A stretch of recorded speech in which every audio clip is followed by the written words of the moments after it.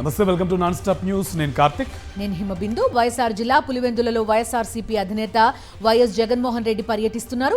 మొదటి రోజున క్యాంప్ ఆఫీస్లో వైఎస్ జగన్ ప్రజా దర్బార్ నిర్వహించారు. ప్రజలు కార్యకర్తలతో మమేకమై వారి సమస్యలు తెలుసుకుని భరోసానిచ్చారు. వివిధ ప్రాంతాల నుంచి తరలివచ్చిన వారిని ఆప్యాయంగా పలకరించారు. వైఎస్ జగన్ రాకతో ఆ ప్రాంతమంతా జనసంద్రాన్ని తలపించింది. పలు ప్రాంతాల నుంచి తరలివచ్చిన కార్యకర్తలు, ప్రజలు, నేతలు, అభిమానులతో ఆయన మమేకమయ్యారు. వారి మంచి చెడ్డలు అడిగి తెలుసుకున్నారు. సమస్యలు చెప్పుకోవడానికి వచ్చిన వారితో ఓపిగ్గా మాట్లాడి వినతి పత్రాలు తీసుకున్నారు. వివిధ సమస్యలతో బాధపడుతున్న పలువురు జననేత వైఎస్ జగన్ కు తమ సమస్యలు విన్నవించుకున్నారు. వారి సమస్యలను ఆలకించిన ఆయన వారికి అన్నలా అండగా ఉంటానని ధైర్యం ఇచ్చారు. రేపు బ్రాహ్మణపల్లిలో అరటి తోటలను పరిశీలించనున్నారు వైఎస్ జగన్. అనంతరం రైతులతో మాట్లాడతారు. అలాగే రేపు వైఎస్ఆర్సీపీ నేత వేల్పుల రామలింగారెడ్డిని పరామర్శించనున్నారు. 3 రోజుల పాటు పులివెందులలో పలు కార్యక్రమాల్లో పాల్గొంటారు వైఎస్ఆర్సీపీ అధినేత.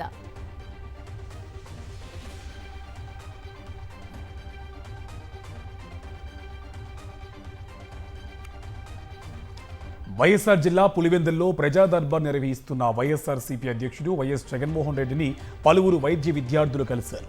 కూటమి సర్కారు మెడికల్ కాలేజీలను ప్రైవేటీకరణ చేయడం వల్ల తాము తీవ్రంగా నష్టపోతున్నామని వాపోయారు. పులివెందులకు చెందిన చరణ్ అనే విద్యార్థి కేవలం 1 మార్కుతో మెడికల్ సీట్ కోల్పోయాడు. పులివెందుల, పాడేరు మెడికల్ కాలేజీలకు సీట్లు కేటాయించి ఉంటే తనలాంటి 100 మందికి న్యాయం జరిగేదని వైఎస్ జగన్ దృష్టికి తీసుకువెళ్లారు. ఈ విషయాన్ని కేంద్రం దృష్టికి తీసుకువెళ్లి విద్యార్థులకు న్యాయం జరిగేలా చూస్తానని హామీ ఇచ్చారు జగన్.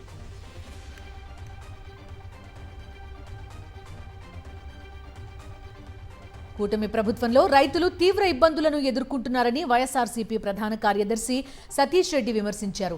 పండించిన పంటలకు గిట్టుబాటు ధర కల్పించడంలో పూర్తిగా విఫలమైందన్నారు. మధ్య దళారుల పెత్తనం పెరిగిపోయి రైతులు పూర్తిగా మోసపోతున్నారని ఆగ్రహం వ్యక్తం చేశారు.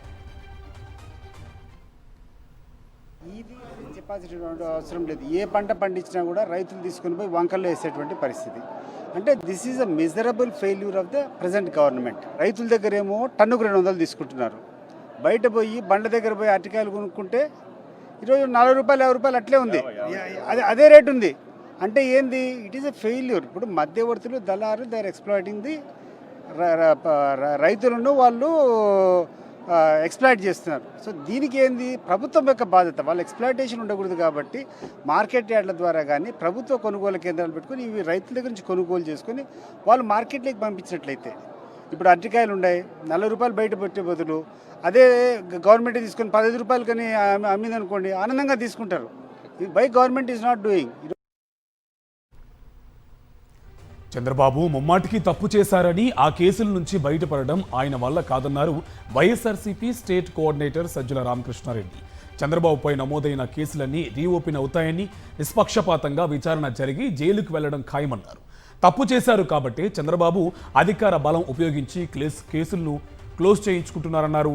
ఆయనలా చట్టాన్ని ఉల్లంఘించి కేసులు నమోదు చేస్తే తాము అధికారంలోకి వచ్చిన 3 నెలలకే చంద్రబాబు జైలుకు వెళ్లేవారన్నారు. ఆధారాలు ఉంటేనే అరెస్టు చేయాలని వైఎస్ జగన్ చట్ట ప్రకారం వెళ్లారు కాబట్టే చంద్రబాబు జైలుకు వెళ్లడానికి ఆలస్యమైందన్నారు సజ్జల. ఒకవేళ చంద్రబాబు నాయుడు అనుకుంటున్నట్టు అవన్నీ ఏమీ లేవు ఆ కేసుల్లో అనుకుంటే ఆయన క్లోజర్కి ఎందుకు పెట్టాలి? తాను అధికారంలో ఉన్నప్పుడు why can't he face it? ట్రయల్లో నిలబడి ఎందుకు వాటి నుంచి బయటకు రాలేదని మా ప్రశ్న. ఆ రోజు ఎవరు కంప్లైంట్లు ఇచ్చారో వాళ్ళతో ఏమీ లేదని వాళ్ళతో కూడా ఒప్పందాలు చేయించుకొని వాళ్ళతో రాయించుకొని పోలీసులతో కేసు క్లోజ్ చేయించుకునేంత దౌర్భాగ్యానికి ఎందుకు పాల్పడుతున్నాడు అంటే ఉంది కాబట్టి భయపడుతున్నాడు. సో మళ్ళీ రీఓపెన్ అవుతాయి అవి. మళ్ళీ రీఓపెన్ అయితే ఇన్వెస్టిగేషన్ ప్రాపర్గా జరుగుతుంది. తన ఆఖరికి తప్పించుకోవడం అయితే తన వల్ల కాదు. అది ఆ కథలో చెప్పినట్టే ఆ నక్కలాగా కొద్ది రోజులు ఎంజాయ్ చేస్తే చేస్తాడు దాన్ని.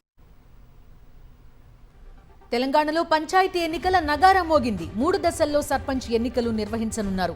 తెలంగాణ వ్యాప్తంగా 12,728 సర్పంచ్ స్థానాలు, 112,242 వార్డులకు పోలింగ్ జరగనుంది. డిసెంబర్ 11, 14, 17 తేదీల్లో ఎన్నికలు నిర్వహిస్తారు. గురువారం నుంచి అంటే ఈ నెల 27 నుంచి తొలి విడత ఎన్నికలకు నామినేషన్లు స్వీకరిస్తారు. ఉదయం 7 గంటల నుంచి మధ్యాహ్నం 1 గంట వరకు పోలింగ్ జరుగుతుంది. 2 గంటల నుంచి కౌంటింగ్ నిర్వహిస్తారు. ఉప సర్పంచ్ ఎన్నిక కూడా అదే రోజు జరుగుతుంది. నోటిఫికేషన్ ప్రకటించడంతో ఎన్నికల కోడ్ తక్షణమే అమల్లోకి వచ్చింది.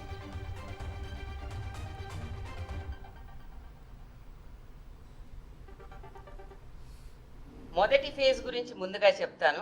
27 నవంబర్ను ఎన్నికలు నిర్వహించడం జరుగుతుంది. వీటికి పోల్ డే 11 డిసెంబర్. మరి ఫేజ్ 2కు వస్తే నామినేషన్ 30 నవంబర్న ఉంటుంది. పోల్ డే 14 డిసెంబర్న జరుగుతుంది. ఇక లాస్ట్ పోలు 3వ డిసెంబర్ రోజున నామినేషన్ల స్వీకారం మొదలవుతుంది. ఎన్నిక 17 డిసెంబర్ 17th డిసెంబర్ రోజున ఉంటుంది. తెలంగాణ మంత్రివర్గం కీలక నిర్ణయాలు తీసుకుంది. సీఎం రేవంత్ రెడ్డి అధ్యక్షతన జరిగిన కేబినెట్ భేటీలో ఓఆర్ఆర్ బయట ఉన్న 27 మున్సిపాలిటీలు, కార్పొరేషన్లను జీహెచ్ఎంసీలు విలీనం చేయాలని నిర్ణయించారు. రాష్ట్రంలో 3వ విద్యుత్ డిస్కమ్ ఏర్పాటు చేయాలని, 3000 మెగావాట్ల సోలార్ పవర్ కొనుగోలుకు టెండర్లు పిలవాలని నిర్ణయించింది. 2000 మెగావాట్ల ఫస్ట్ స్టోరేజీ పవర్ కొనుగోలుకు టెండర్లు ఆహ్వానించడంతో పాటు 10,000 మెగావాట్ల పంప్డ్ స్టోరేజీ విద్యుత్ ప్లాంట్లు ఏర్పాటుకు అనుమతించింది. రామగుండం పవర్ స్టేషన్లో 800 మెగావాట్ల ప్లాంట్ ఎన్టీపీసీ ఆధ్వర్యంలో చేపట్టున్నారు. హైదరాబాద్లో అండర్ గ్రౌండ్ విద్యుత్ కేబుల్ సిస్టమ్ ఏర్పాటు చేయాలని తెలంగాణ మంత్రివర్గం నిర్ణయించింది. Hyderabad Telangana core urban area పరిధిలో ఉన్న మున్సిపాలిటీలు, కార్పొరేషన్లన్నీ కూడా జిహెచ్ఎంసీలో విలీనం చేయాలని కేబినెట్ నిర్ణయం తీసుకుంది. ఓఆర్ఆర్ను ఆనుకొని ఉన్న 27 అర్బన్ లోకల్ బాడీస్, మున్సిపాలిటీ కానీ కార్పొరేషన్లను జిహెచ్ఎంసీలో విలీనం చేయడానికి కేబినెట్ ఆమోదం తెలిపింది. ముఖ్యమంత్రి రేవంత్ రెడ్డికి కేంద్ర మంత్రి బండి సంజయ్ బహిరంగ లేఖ రాశారు. తెలంగాణలో చెక్ డ్యాంలు కూలిపోవడంపై అనుమానాలు వ్యక్తం చేశారు. ఉమ్మడి కరీంనగర్ జిల్లాలో మానేరు నదిపై కట్టిన చెక్ డ్యాంలు కూలిపోతున్నాయని ఆందోళన వ్యక్తం చేశారు. తనుగుల, గుంపుల వద్ద చెక్ డ్యాం కూలడమే నిదర్శనమన్నారు. బీఆర్ఎస్ పాలనలో కమిషన్లకు కక్కుర్తిపడి నాణ్యతను గాలి కొదిలేయడం వల్లే ఈ దుస్థితి ఏర్పడిందన్నారు. బీఆర్ఎస్ పాలనలో చెక్ డ్యాంలను నిర్మించిన కాంట్రాక్టర్లు కాంగ్రెస్ వాళ్లేనన్నారు. చెక్ డ్యాంల నిర్మాణం, నిధుల చెల్లింపులపై మీరు ఆదేశించిన విజిలెన్స్ విచారణ ఏమైంది అంటూ రేవంత్ రెడ్డిని లేఖలో ప్రశ్నించారు బండి సంజయ్.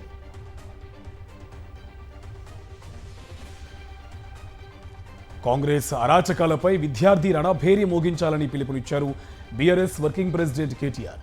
బీసీ, ఎస్టీ, ఎస్సీలకు రిజర్వేషన్లు, ఫీజు రియంబర్స్మెంట్, గురుకుల సమస్యలపై పోరుబాట పట్టనున్నట్టు ప్రకటించారు.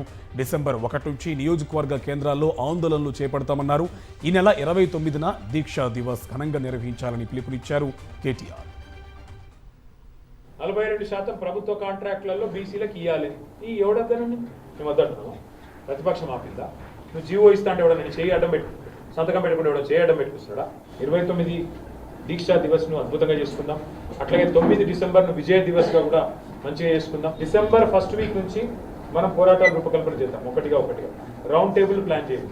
ఫీజు రీయింబర్స్మెంట్ మీద పోరాటం ప్లాన్ చేయండి. ఈ లోపల సోషల్ మీడియాలో మీ గొంతు విప్పండి.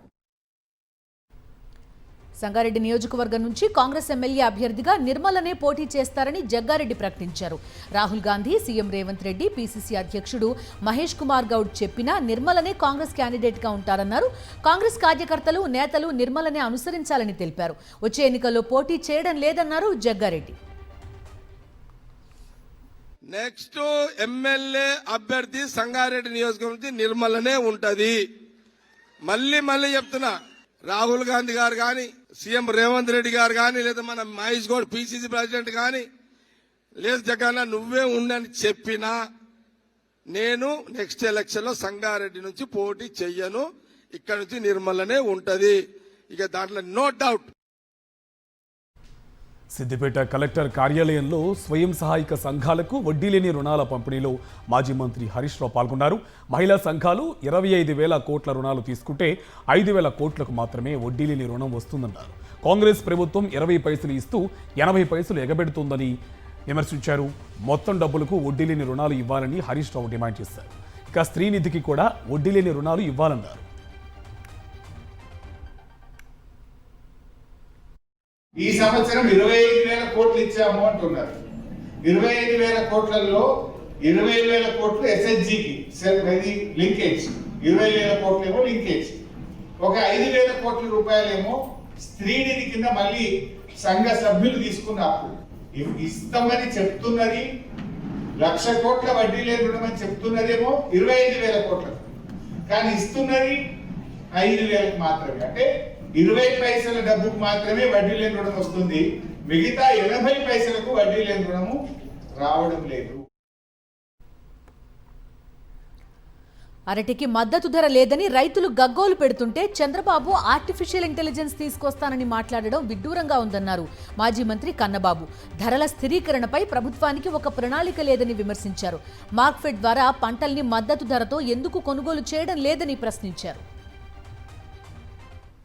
అరటి వైఎస్ఆర్ పార్టీ గవర్నమెంట్ ఉన్నప్పుడు టన్నుకి సగటున అత్యధికంగా 25,000 రూపాయలు పలికింది. ఇప్పుడు ఎంతో తెలుసా? Ton 500, KG ₹1. కనీసం గెలలు కోసిన ఖర్చులన్నా వస్తాయా అని అడుగుతున్నాను నేను. ఇప్పుడు మీరు వ్యాపారస్తుల దగ్గరికి వెళ్తే వ్యాపారస్తులు 15 రోజుల తర్వాత వచ్చి కొంటా ఉన్నారంట. ఈ లోపల కాయ పండవుద్ది, పండింది కుళ్ళిపోద్ది. ఇది రైతన్న మీకోసం మీరు చేసే గొప్ప కార్యక్రమం. అరటి పంటకు గిట్టుబాటు ధర కల్పించి రైతులను ఆదుకోవాలని అనంతపురం జిల్లా వైఎస్ఆర్సీపీ నేతలు డిమాండ్ చేశారు. రైతుల సమస్యలపై అనంతపురం జిల్లా కలెక్టర్కు వినతి పత్రం అందజేశారు. అరటి పంటకు గిట్టుబాటు ధర లేకపోవడంతో రైతులు తీవ్ర ఇబ్బందులు ఎదుర్కొంటున్నారని తెలిపారు. చంద్రబాబు బిజినరీ ఏమైందని, రైతులను ఆదుకోరా అని ప్రశ్నించారు. అనంతపురం జిల్లా రాష్ట్ర వ్యాప్తంగా ఉన్న రైతుల సమస్యల్లో భాగంగానే అనంతపురం జిల్లాలో రైతులు మరింత ఎక్కువగా ఇబ్బందులకు గురవుతూ ఉన్నారు. వాళ్ళ జీవితాలపైన భరోసా కోల్పోతూ ఉన్నారు. పంటలకు గిట్టుబాటు ధరలే కాదు, కొన్ని పంటలు అయితే హార్టికల్చర్లో అక్కడికిక్కడ కుళ్ళిపోయి ఇంకా మరి ఏమాత్రం ఉపయోగపడకుండా వాళ్ళ జీవితాలు కూడా దాదాపు నాశనం అయ్యే పరిస్థితుల్లో రైతాంగం గాల్లేకి చూసే పరిస్థితుల్లో ఈ చంద్రబాబు నాయుడు ప్రభుత్వం కేవలం మాటలు మాట్లాడుతూ ఆ మాటలన్నీ కోటలు దాటుకొని పోతా ఉన్నాయి. అగమ్య గోచరంగా కూడా తయారైంది రాష్ట్రంలో రైతుల యొక్క పరిస్థితి. మరీ ముఖ్యంగా అనంతపురం జిల్లా రైతుల పరిస్థితి అయితే చెప్పడానికి కూడా మాటలు అనేది కూడా రానుకున్న పరిస్థితులు కూడా ఈరోజు కూడా నెలకొన్నాయి. ఈరోజే కాదు, ఈ 1.5 సంవత్సరంలో అంటే చంద్రబాబు నాయుడు గారు ముఖ్యమంత్రి 4వ మారు అయినాక 2 ఖరీఫ్లు 2 రబీలు కూడా పూర్తి అవుతున్నాయి. 4 రబీల్లో కూడా ఇంతవరకు కూడా నష్టం అనేది కూడా ఎక్కడ కానీ రైతుకు అనేది కూడా పండించిన పంటకు హార్టికల్చర్ కావచ్చు, ధాన్యం కావచ్చు, ఇతర పంటలు కానీ ఎక్కడ కానీ గిట్టుబాటు కూడా ఎంఎస్పీ ధరలు కూడా ఎక్కడ కానీ పనిలేదు. పరకామణి కేసులో సిట్ విచారణ అనంతరం భూమన కరుణాకర్ రెడ్డి కీలక వ్యాఖ్యలు చేశారు. నారా లోకేష్ ఒత్తిడితోనే బీఆర్ నాయుడు తప్పుడు కేసులు పెట్టి వేధింపులకు గురి చేస్తున్నారని తెలిపారు. కేసుకు తనకు ఎలాంటి సంబంధం లేదని, ఎలాగైనా ఈ కేసులో తనను ఇరికించేందుకు విశ్వ ప్రయత్నాలు చేస్తున్నారని మండిపడ్డారు భూమన. లోకేష్ బాబు ఆదేశించినాడు. బీఆర్ నాయుడు, వర్ల రామయ్య, భానుప్రకాష్ రెడ్డి, పట్టాభి లాంటి దుష్ట చతుష్టయాలు నన్ను ఖచ్చితంగా విచారణ చేయాలనని విచారణ అధికారులకు విజ్ఞప్తి చేసినారు. పోలీసు అధికారులు నన్ను ఆ ఒత్తిడికి భరించలేక విచారణకు పిలిచినారు. పశ్చిమ గోదావరి జిల్లా తణుకులో ఉభయ గోదావరి జిల్లాల వైఎస్ఆర్సీపీ యువజన విభాగం విస్తృత స్థాయి సమావేశం జరిగింది. వైఎస్ఆర్సీపీ యువజన విభాగం రాష్ట్ర అధ్యక్షుడు జక్కంపూడి రాజా ఆధ్వర్యంలో జరిగిన భేటీకి మాజీ మంత్రి కారుమూరి నాగేశ్వరరావు హాజరయ్యారు. రాష్ట్రంలో అరాచక పాలన సాగుతోందని, వచ్చే ఎన్నికల్లో వైఎస్ఆర్సీపీ గెలుపు ఖాయమని వివరించారు. మన నాయకుడు మాటిచ్చే తప్పే మనిషి కాదు. రేపొద్దుటి భవిష్యత్తు మనదే, ముందు మీ యువతదే అని చెప్తున్నానని చెప్పి సందర్భంగా తెలియజేస్తున్నారు. ఎంచేతంటే మన యువ నాయకుడు కూడా నాయకుడే, యువకుడే జగన్మోహన్ రెడ్డి గారు. అంచేత యువతకి ఏ రకంగా మీరు మీటింగ్కి వెళ్ళినప్పుడు మాట్లాడుతున్నారో నాకన్నా మీకే ఎక్కువ తెలుసు. అంచేత రాబోయే రోజులన్నీ కూడా మంచియే. ఇప్పుడు వాళ్ళు దోచుకుంటాం కుక్కిట వేళ్లతో తినేస్తా ఉన్నారు. ఏ ఎమ్మెల్యే అయినా ఈ ఎమ్మెల్యేలు లేడు, ఆ ఎమ్మెల్యేలు, అందరు ఎమ్మెల్యేలు పచ్చగడ్డి మేసినట్టు మేసేస్తూ ఉన్నారు. మనమే చూస్తున్నాం, మీకే తెలుసు అన్నీని. అంచేత మంచి నాయకత్వంతో మీరు ప్రతిష్టంగా ముందుకెళ్లాలని, మంచి భవిష్యత్తు మనకు ఉంటుందని మనస్ఫూర్తిగా కోరుకుంటూ, అలాగే రాష్ట్ర వర్కింగ్ ప్రెసిడెంట్గా మన సునీల్ గారు, ఇద్దరం కూడా ఈ ప్రాంతం నుంచి ఉన్నాం కాబట్టి ఖచ్చితంగా ఈ ప్రాంతం అంటే ఈ గోదావరి జిల్లాలో ఈ 5 జిల్లాల్లోని కూడా యోజన విభాగాన్ని క్షేత్రస్థాయి నుంచి కూడా పూర్తి స్థాయిలో బలోపేతం చేయడానికి ప్రతి నియోజకవర్గంలోని అవసరమైతే ప్రతి మండలంలోని కూడా సమావేశాలు ఏర్పాటు చేసుకోవడం కోసం మీ అందరితోని కూడా చర్చించేటటువంటి ఉద్దేశంతోనే ఈ యొక్క మీటింగ్ పెట్టుకోవడం జరిగింది. మతపరమైన దీక్షలపై తెలంగాణ పోలీస్ శాఖ కఠిన ఆదేశాలు జారీ చేసింది.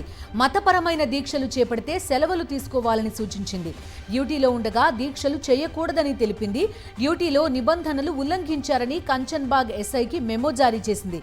పోలీసులు జుట్టు గడ్డం పెంచుకోవద్దని స్పష్టమైన ఆదేశాలు జారీ అయ్యాయి. సివిల్ డ్రెస్లో డ్యూటీ చేయొద్దని పోలీస్ శాఖ హెచ్చరించింది.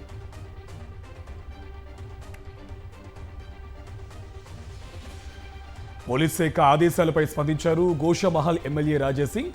అయ్యప్ప దీక్ష సమయంలోనే పోలీసులకు నిబంధనలు గుర్తొస్తాయా అని ప్రశ్నించారు. హిందువులకే ఇలాంటి నిబంధనలు ఎందుకు పెడతారని నిలదీశారు. ఇతర మతాలకు ఎందుకు రూల్స్ పెట్టారని, చట్టాలు అందరికీ సమానంగా ఉండాలని రాజేసింగ్ డిమాండ్ చేశారు. హిందువులకేనా ఈ రూలు? ముస్లింలకి ఇట్లాంటి రూలు ఉండవా? రంజాన్ సమయంలో చాలా మంది ఇన్స్పెక్టర్ కానీ, ఏసీపీ కానీ, కానిస్టేబుల్ కానీ, ఎస్ఐలు కానీ చాలామంది రోజులు పెట్టుకుంటారు. మళ్ళీ వాళ్ళకి ఫుల్ ఫ్రీడమ్ ఇస్తారు కదా. ఆయన ఏ టైం అయినా డ్యూటీ రావచ్చు, ఏ టైం అయినా మస్జిద్కి పోవచ్చు, నమాజ్ చదవనికి పోవచ్చు, ఇంటికి వెళ్ళిపోవచ్చు, రోజా ఇడవనికి వెళ్ళిపోవచ్చు. ఆయన ఎప్పుడైనా ఏదైనా చేయొచ్చు. ఆయన వాళ్ళకి ఇట్లాంటి రూల్స్ రెగ్యులేషన్ ఎందుకు పెట్టారు? ప్రభుత్వ విప్ వేములవాడ ఎమ్మెల్యే ఆది శ్రీనివాస్కు త్రుటిలో ప్రమాదం తప్పింది. కాంగ్రెస్ నేతలు అధికారులతో కలిసి వేములవాడ మున్సిపాలిటీ పరిధిలోని డబుల్ బెడ్రూమ్ ఇళ్లను ఆయన పరిశీలించారు. In-charge collector Garima Agarwal party నేతలతో కలిసి డబుల్ బెడ్రూమ్ వద్ద బేస్మెంట్ పై నిల్చుని పరిశీలిస్తున్న క్రమంలో ఒక్కసారిగా అది కుంగింది. ఘటనతో అధికారులు ఒక్కసారిగా ఆందోళనకు గురయ్యారు. అప్రమత్తమైన కాంగ్రెస్ నేతలు ఆది శ్రీనివాస్ కింద పడిపోకుండా పట్టుకోవడంతో ప్రమాదం తప్పింది.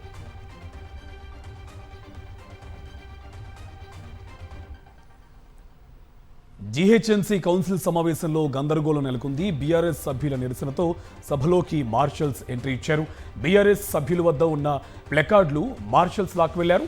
మార్షల్స్ రావడంపై బీఆర్ఎస్ కార్పొరేటర్లు అభ్యంతరం వ్యక్తం చేశారు. సభ ప్రారంభానికి ముందే మార్షల్స్ రావడం ఏంటని ఆగ్రహం వ్యక్తం చేశారు. అంతకుముందు బీజేపీ కార్పొరేటర్లు కౌన్సిల్కు వింత వేషాల్లో వచ్చారు.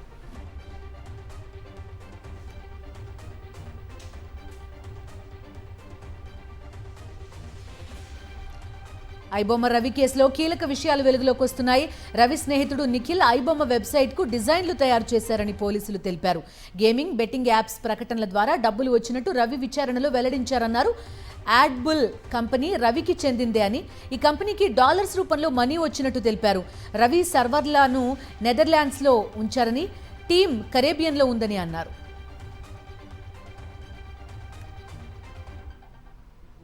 టిప్ ఆఫ్ ఇచ్చింది అబ్సల్యూట్లీ 100 కాదు మిలియన్ టైమ్స్ ఈస్ రాంగ్. ఈ మొన్నటి వరకు కూడా అసలు అట్లాంటి వాళ్ళ వైఫ్ కానీ వాళ్ళ సంబంధించిన వాళ్ళు కానీ ఎవ్వరు కానీ కాంటాక్ట్లో లేరు మనకు. అది వేరే రకంగా వచ్చింది. మేము 1 month నుంచి అతను ఇచ్చిన ఛాలెంజ్ని అనాలిసిస్ చేసుకుంటూ లీడింగ్ క్వశ్చన్స్ని లీడింగ్ డేటాని చేసుకుంటూ పోతే ఒక పర్సన్ మనకు ఫైండ్ అవుట్ అయ్యాడు. అతని నంబర్ ఫైండ్ అవుట్ అయింది. ఆ నంబర్ ఫైండ్ అవుట్ CDR తెలుసు కదా, మీతో అంతా చేసుకుంటూ పోతే లాస్ట్కు ఇతను ఫైండ్ అవుట్ అయ్యాడు. కాకినాడలో నాణ్యత లేని బంగారు ఆభరణాలపై నకిలీ హాల్మార్క్ వేస్తున్న కేంద్రంపై BSI అధికారులు దాడులు చేశారు. దేవాలయం వీధిలోని ఓ ఇల్లు అద్దెకు తీసుకున్న వర్తకులు నాణ్యత లేని నగలకు నకిలీ హాల్మార్క్ వేస్తున్నట్లు గుర్తించారు. ఎలాంటి లైసెన్స్ లేకుండా కేవలం 60 రూపాయలకే హాల్మార్క్ ముద్రిస్తున్నారు. ఈ దాడులో లేజర్ మిషన్తో పాటు ల్యాప్టాప్ను సీజ్ చేసి 2పై కేసు నమోదు చేశారు.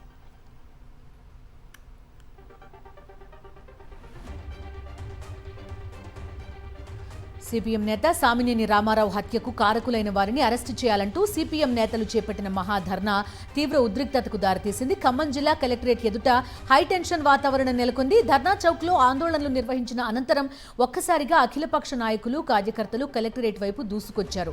పోలీసులు ఏర్పాటు చేసిన బ్యారికేడ్లను తన్నుకుంటూ కలెక్టరేట్ గేట్ వద్దకు చేరుకుని నిరసన తెలిపారు. ఆందోళనలను అదుపు చేసేందుకు సంఘటనా స్థలంలో జాన్ వెస్లీని అరెస్ట్ చేసేందుకు ప్రయత్నించారు పోలీసులు. దీంతో పోలీసులు నిరసనకారులకు మధ్య తోపులాట జరిగింది.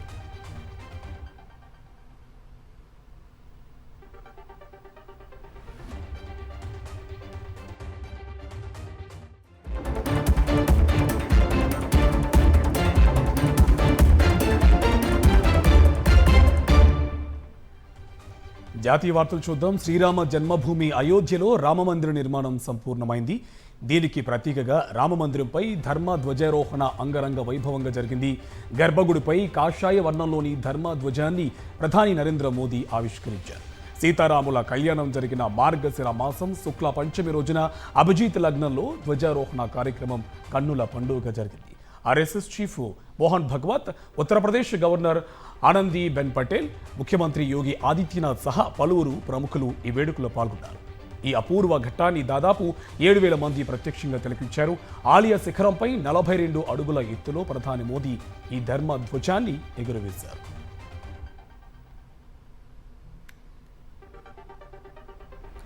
రామమందిరంపై ధర్మ ధ్వజారోహణతో శతాబ్దాల నాటి గాయాలు మానిపోయాయన్నారు ప్రధాని నరేంద్ర మోదీ.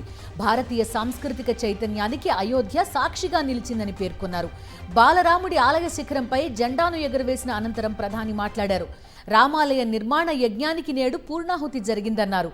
ధర్మధ్వజం కేవలం జెండా కాదు, భారతీయ సాంస్కృతిక పునర్వికాసానికి చిహ్నంగా, సంకల్పం సఫలతకు ప్రతీకగా అభివర్ణించారు. ये धर्म ध्वजा केवल एक ध्वजा नहीं, ये भारतीय सभ्यता के पुनर्जागरण का ध्वज है. ये ध्वज संकल्प है, ये ध्वज सफलता है, ये ध्वज संघर्ष से सृजन की गाथा है. ये ध्वज सदियों से चले आ रहे स्वप्नों का साकार स्वरूप है. ये ध्वज संतों की साधना और समाज की सहभागिता की सार्थक परिणति है. ప్రఖ్యాత చార్ధామ్ యాత్ర ముగిసింది. శీతాకాలం నేపథ్యంలో దేవభూమి ఉత్తరాఖండ్లోని పవిత్ర బద్రీనాథ్ క్షేత్రం మూతపడింది. బద్రీనారాయణుడికి ప్రత్యేక పూజలు నిర్వహించిన అనంతరం ఆలయ ద్వారాలు మూసివేశారు అర్చక స్వాములు. వేల మంది భక్తులు తరలివచ్చి చివరి రోజు దర్శనం చేసుకున్నారు. వచ్చే ఏడాది ఏప్రిల్లో తిరిగి చార్ధామ్ సీజన్ మొదలవుతుంది. పవిత్ర కేదార్నాథ్ క్షేత్రం అక్టోబర్ 23నే మూతపడింది.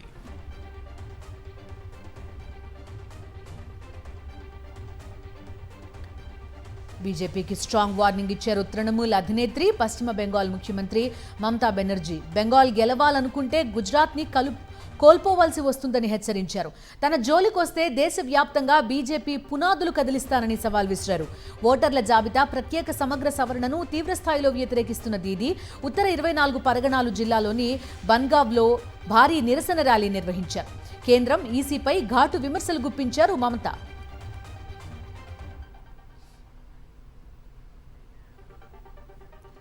ఆర్మీ సెక్యులరిజంపై సుప్రీంకోర్టు కీలక వ్యాఖ్యలు చేసింది. ఒక వ్యవస్థగా సైన్యం లౌకికమైందని, దాని క్రమశిక్షణ విషయంలో రాజీ పడలేమని తేల్చి చెప్పింది. ఆలయ గర్భగుడిలోకి ప్రవేశించేందుకు ఒక వర్గానికి చెందిన ఆర్మీ అధికారి శామ్యూల్ కమలేషన్ నిరాకరించారు. అది తన మత స్వేచ్ఛకు ఉల్లంఘించడమే అవుతుందని వాదించారు. ఈ వ్యవహారంపై చర్యలు తీసుకున్న ఉన్నతాధికారులు సైనిక క్రమశిక్షణను ఉల్లంఘించినందుకు కమలేషన్ను విధుల నుంచి తొలగించారు. దీనిని ఆయన కోర్టులో సవాల్ చేశారు. సైన్యం నిర్ణయాన్ని మే నెలలో ఢిల్లీ హైకోర్టు సమర్థించింది. తాజాగా సుప్రీంకోర్టు కూడా ఇదే స్పష్టం చేసింది. అసోంకు చెందిన ప్రముఖ గాయకుడు జుబిన్ గార్గ్ మరణంపై ఆ రాష్ట్ర ముఖ్యమంత్రి హిమంత బిశ్వ శర్మ సంచలన ప్రకటన చేశారు. జుబిన్ ప్రమాదంలో చనిపోలేదని, ఆయనను హత్య చేశారని అసెంబ్లీలో వెల్లడించారు. జుబిన్ మరణంపై చర్చించడానికి ప్రతిపక్షాలు ప్రవేశపెట్టిన వాయిదా తీర్మానంపై హిమంత్తో మాట్లాడారు. ఆయనను కుట్రపూరితంగా హత్య చేశారన్నారు. నేరం వెనుక ఉన్న ఉద్దేశం ప్రజలను దిగ్భ్రాంతికి గురిచేస్తుందని తెలిపారు. డిసెంబర్లో ఛార్జ్షీట్ సమర్పించిన తర్వాత ఈ కేసుకు సంబంధించిన పూర్తి వివరాలను పోలీసులు వెల్లడిస్తారన్నారు హిమంత బిశ్వ శర్మ.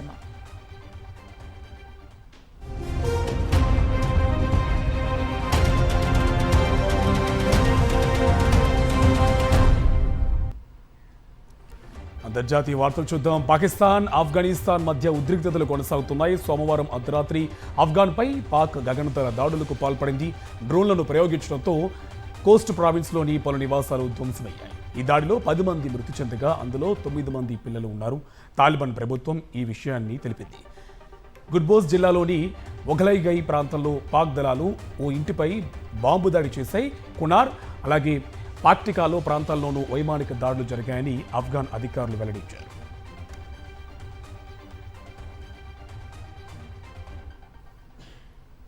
ఆఫ్రికా దేశం ఇథియోపియాలో ఎట్టా అలే శ్రేణిలో ఉన్న హేలిగుబ్బి అగ్నిపర్వతం అత్యంత సుదీర్ఘకాలం తర్వాత మొదటిసారిగా విస్ఫోటనం చెందింది. దాదాపు 10,000 సంవత్సరాల్లో మొదటిసారి విస్ఫోటనం చెందిందని శాస్త్రవేత్తలు అంచనా వేస్తున్నారు. దీని నుంచి వెలువడిన బూడిద, పొగ ఎర్ర సముద్రం మీదుగా ఒమన్, యెమెన్ వైపు వ్యాపించింది. ఇది ఒక అసాధారణ అగ్నిపర్వత విస్ఫోటనమని శాస్త్రవేత్తలు చెబుతున్నారు. బూడిద మేఘాలు గంటకు 100 నుంచి 120 కిలోమీటర్ల వేగంతో భారత్ వైపు కదులుతున్నాయి. ఇవి 15,000 నుంచి 45,000 అడుగుల ఎత్తులో ప్రయాణిస్తున్నాయి. దీంతో ఆకాశం మరింత నల్లబడే అవకాశం ఉంది.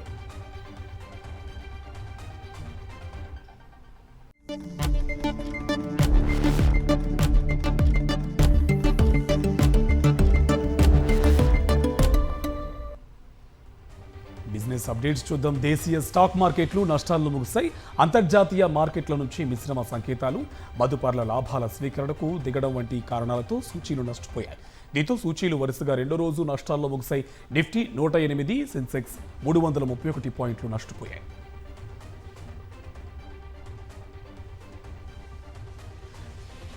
పసిడి ధరలు కొనుగోలుదారులకు చుక్కలు చూపిస్తున్నాయి. గత 3 రోజులుగా కాస్త ఊరటనిచ్చిన ధరలు తాజాగా ఒకే రోజు అమాంతం పెరిగాయి. 10 గ్రాముల 24 క్యారెట్ల బంగారం ధర 1,910 రూపాయలు పెరిగి 1,27,040కి చేరగా 10 గ్రాముల 22 క్యారెట్ల గోల్డ్ 1,750 రూపాయలు పెరిగి 1,16,450కి చేరింది.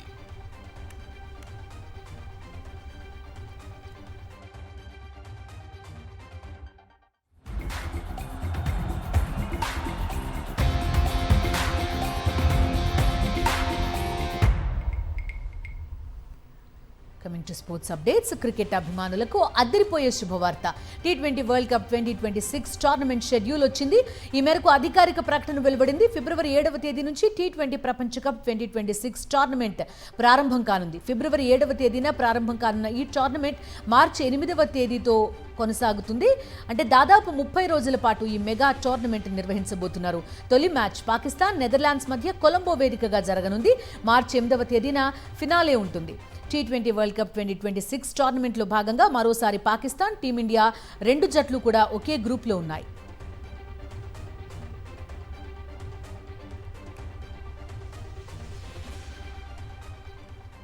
దక్షిణాఫ్రికాతో జరుగుతున్న రెండో టెస్టులో భారత్ ఓటమి దిశగా సాగుతుంది. 549 పరుగుల భారీ టార్గెట్ను టీమిండియాకు దక్షిణాఫ్రికా నిర్దేశించింది. లక్ష్య ఛేదనలో భారత్ తడబడుతోంది. ఆట ముగిసే సమయానికి భారత్ 27 పరుగులకు 2 వికెట్లు కోల్పోయింది. సాయి సుదర్శన్ నైట్ వాచ్మెన్గా వచ్చిన కుల్దీప్ యాదవ్ క్రీజ్లో ఉన్నారు. ఇంకా ఒక్క రోజు ఆట మిగిలి ఉండగా టీమిండియా 522 పరుగుల వెనుకంజలో ఉంది.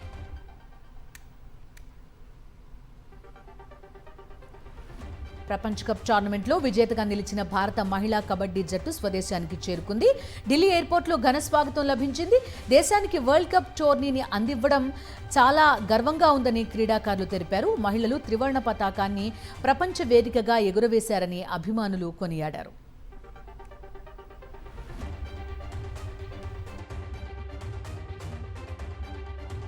ఇవి నాన్ స్టాప్ న్యూస్ డీటెయిల్స్.